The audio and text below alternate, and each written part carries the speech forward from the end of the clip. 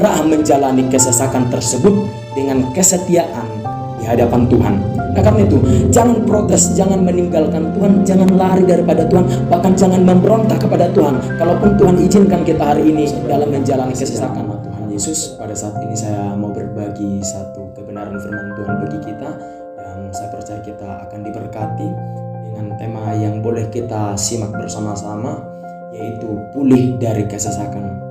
Saudara, saya menggambarkan bahwa kesesakan itu layaknya kita sedang ada di dalam satu kerumunan, dan ketika kita mencoba keluar itu sangat sulit karena kita dihadang oleh banyak orang, dan mungkin saja dalam kesesakan tersebut kita mengalami panas, kita mengalami sulit bernapas, dan mungkin kita dihimpit oleh kiri kanan, dan barangkali juga kita terinjak oleh banyaknya orang tersebut. Saya menggambarkan bahwa kesesakan itu juga layaknya seperti apa yang saya katakan tadi, dan itu sangat tidak mengenakan ketika kita mungkin diperhadapkan kepada kesulitan, persoalan demi persoalan dalam keluarga, dalam ekonomi, dan dalam hal apapun. Tapi kita mau belajar bersama-sama, saudara, bagaimana firman Tuhan boleh mengarahkan kita, menuntun kita agar kita tidak terhanyut oleh keadaan tersebut, tetapi kita boleh pulih, boleh mengalami kemenangan demi kemenangan dari apa yang telah kita jalani dalam firman Tuhan. Saudara yang kekasih dalam nama Tuhan, boleh kita buka bersama-sama dalam kitab Kejadian pasal 22 ayat 10 sampai 12. Sebenarnya ini mulai dari ayat pertama sampai yang ke-19, tetapi untuk mempersingkat waktu kita boleh membaca 3 ayat saja. Sesudah itu Abraham mengulurkan tangannya lalu mengambil pisau untuk menyembelih anaknya. Tetapi berserulah malaikat Tuhan dari langit kepadanya, "Abraham, Abraham," sahutnya, "Ya Tuhan." Lalu ia berfirman, "Jangan bunuh anak itu dan jangan kau apa-apakan dia, sebab telah kuketahui sekarang bahwa engkau takut akan Allah dan engkau tidak segan-segan untuk menyerahkan anakmu yang tunggal kepadaku." Saudara yang kekasih dalam nama Tuhan, ini adalah konteks peristiwa di mana Tuhan berfirman kepada Abraham agar Abraham mempersembahkan anak satu-satunya kepada Tuhan. Saya merenungkan bagaimana kesesakan yang dialami oleh Abraham.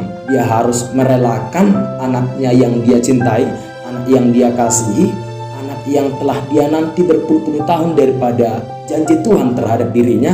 Lalu ketika anak ini sudah mulai bertumbuh, Tuhan meminta kembali. Saya pikir sebagai manusia yang mungkin sewajarnya, saudaraku, mungkin saja dia akan bersungut-sungut, mungkin dia akan memberontak kepada Tuhan. Tetapi kita bisa melihat di sini bagaimana respon Abraham dalam menyikapi kesesakan yang Tuhan izinkan untuk dijalani oleh Abraham. Nah, saudara yang kekasih dalam nama Tuhan, mungkin kita juga mengalami situasi yang tidak berbeda ketika Tuhan mungkin mengizinkan satu kesesakan dengan beberapa persoalan yang kita jalani, mungkin dalam keluarga kah, mungkin dalam ekonomi kah, mungkin dalam studi atau hal yang lainnya.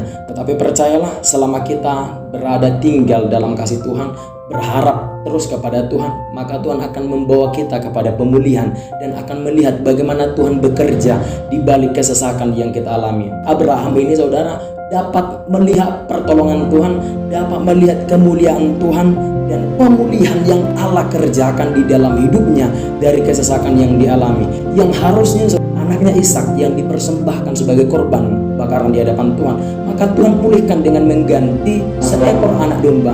Dan yang kemudian, saudaraku, Tuhan juga memberkati anak-anaknya dan berjanji kepada Abraham akan memberkati seluruh keturunannya, dan bahkan keturunannya akan menjadi berkat. Itu yang menjadi pemulihan yang Allah kerjakan di balik kesesakan yang dialami oleh Abraham.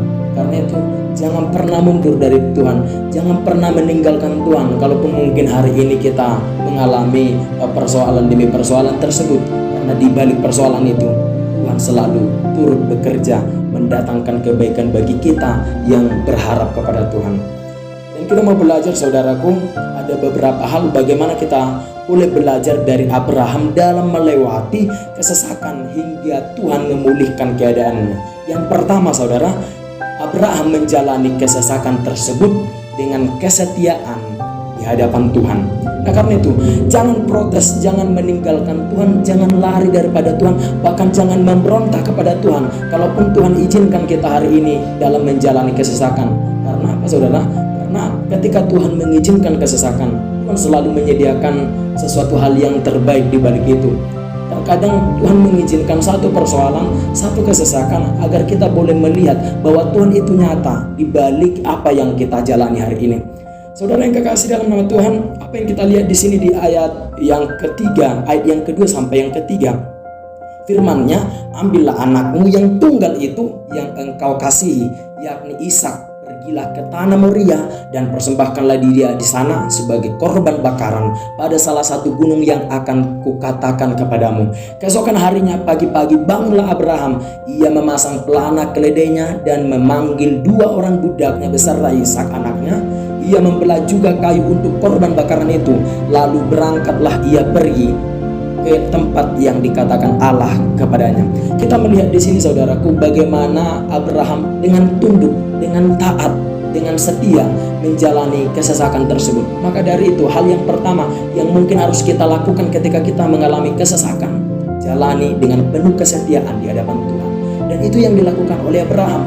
Dia menjalani dengan penuh kesetiaan tanpa protes, tanpa memberontak, tanpa sungut-sungut.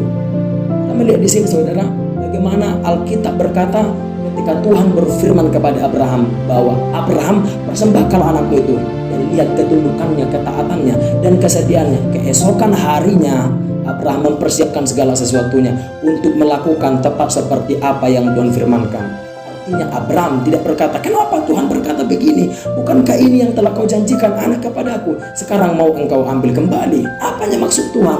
Dia tidak berkata demikian, tetapi dia melakukan dengan segenap hati. Dia melakukan dengan setulus hati sampai ia melihat bagaimana Tuhan campur tangan memulihkan keadaannya ketika dia setia menjalani apa yang Tuhan izinkan terjadi dalam hidupnya.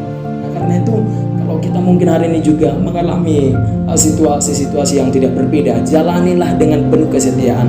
Apa yang kau melihat bagaimana Tuhan itu nyata di dalam kehidupan kita, bagaimana Tuhan itu nyata dalam mengangkat dan memulihkan kehidupan kita. Dan yang kedua saudaraku, bagaimana kita belajar dari Abraham dalam melewati kesesakan hingga Tuhan memulihkan keadaannya. Yang kedua, Abraham mengungkapkan kata-kata iman dalam kesesakan yang ia alami. Karena itu, kalaupun kita menjalani kesesakan hari ini, jangan pernah mengungkapkan kata-kata sesuai dengan keadaan buruk hari ini. Mungkin keadaan buruk, tetapi jangan katakan aku akan hancur, aku akan binasa, keluarga aku akan berantakan, ekonomiku akan hancur, pekerjaanku akan hancur. Jangan berkata demikian, karena ketika kita berkata demikian, maka itu juga akan turut membawa derita yang lebih besar dalam hidup kita. Nah, karena itu saudaraku, belajarlah mengungkapkan kata-kata iman, kata-kata yang positif.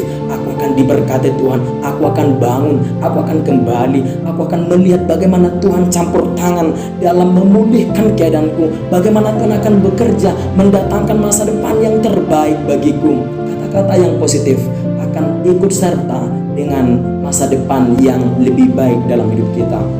Dalam Kejadian 22 ayat yang kelima, kata Abraham kepada kedua budaknya itu, tinggallah kamu di sini dengan keledai ini, aku beserta anak ini akan pergi ke sana. Kami akan sembahyang, sesudah itu kami kembali kepadamu. Saudaraku, ketika mereka mau menaiki gunung tersebut untuk mempersembahkan Ishak sebagai korban bakaran di hadapan Tuhan, maka tinggallah kedua budaknya itu. Saudara, bagaimana jawaban Abraham dalam mengatakan kami akan pergi ke sana dan setelah itu kami akan kembali kepadamu? Harusnya sesuai dengan kondisi, dan dia tahu, Abraham tahu bahwa tujuannya untuk menaiki gunung tersebut adalah untuk menyembelih anaknya Ishak dan menyerahkannya kepada Tuhan sebagai korban bakaran. Artinya dia kembali harus seorang diri karena anaknya sudah mati. Tetapi kita melihat di sini bagaimana imannya Abraham, bagaimana kata-katanya dia tidak menyelaraskan, dia tidak menyesuaikan dengan keadaan buruk yang dia jalani. Malahan Abraham berkata, kami akan kembali kepadamu. Dia tidak berkata, aku akan kembali kepadamu. Dalam arti Abraham memperkatakan hal-hal yang positif. Dia sedang berpikir bahwa Tuhan akan mengubah situasi tersebut, bahwa anakku Tuhan tidak akan ambil, tetapi akan Tuhan berkati, Tuhan akan memulihkan kembali. Dan bukan hanya berhenti di sana saudaraku. Ketika anaknya Ishak berkata dengan kepolosannya, Bapak, di mana anak domba itu? Lalu jawab Abraham, dia berkata, saudaraku, tenanglah anakku, Tuhan akan menyediakan. Dan tahukah saudara, ketika dia memperkatakan imannya itu saudara, tepat di belakangnya ada seekor anak domba. Dan itulah menjadi pengganti daripada anaknya yang harusnya dikorbankan kepada Tuhan. Nah, karena itu apa yang terjadi di hari esok itu selalu diikuti, itu selalu diawali dari apa yang kita ungkapkan hari ini. Maka dari itu belajarlah selalu memperkatakan kata-kata iman, kata-kata positif, kata-kata yang membangun bahwa kita akan bangkit, kita akan Tuhan pulihkan.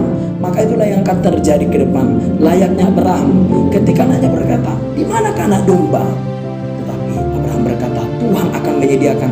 Padahal sesuai kondisi memang tidak ada anak domba, tetapi di sanalah Tuhan bekerja sesuai dengan apa yang kita ungkapkan dari iman kita, dari hati kita, dari doa kita.